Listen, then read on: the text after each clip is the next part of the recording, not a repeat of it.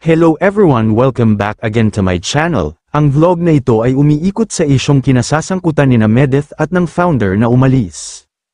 Maraming emosyon ang naipahayag, lalo na sa panig ng founder. Ang naging sentral na tanong ng founder, hindi ba totoo at sapat ang pagmamahal niya kay Medeth?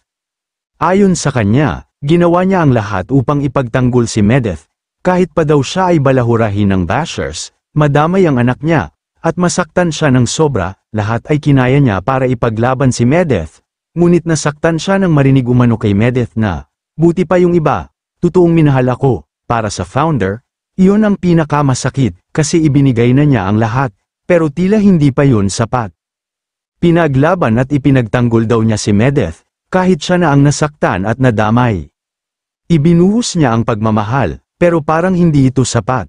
May posibilidad na hindi patas ang pagkakalahad ng kwento, parang isang panig lang ang narinig ng mga tao at may paulit-ulit pa na isyu.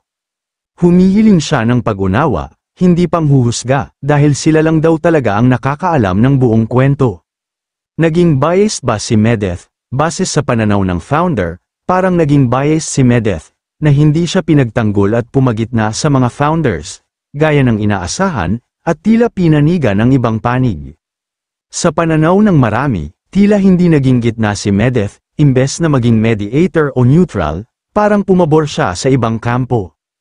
Ngunit sa ngayon, wala pa tayong buong paliwanag mula kay Medeth, kaya hindi pa tayo makakabuo ng patas na opinyon. Iwasan muna natin ang paghusga, lalo na kung isang panig lang ang ating napapakinggan. Antayin natin ang paliwanag ni Medeth bago bumuo ng final na opinion. Sana maayos nila ang gusot, si Medeth at ang mga founders, ng pribado, mapayapa, at may paggalang sa isa't isa. Sa mga supporters at mga nagko-comment, huwag tayo padalos-dalos ng panghuhusga. Lalo na hindi natin alam ang punot dulo ng katotohanan. Wala tayong karapatan, dahil hindi natin nakasama si Medeth. Hindi rin madali ang desisyon nila na umalis, lalo na mahal nila si Medeth at sinuportahan nila sa umpisa. Masakit ito, pero bigyan natin ng kalayaan ang hinaing ng kanilang puso na maipahayag ang kanilang nararamdaman at magpaliwanag, at sana ang respeto ay mananatili kahit bilang may pinagsamahan noon, at huwag na palakihin pa ang mga issue. Hanggang sa muli mga ka-good vibes, maraming salamat guys sa patuloy na pagsubaybay at suporta nyo.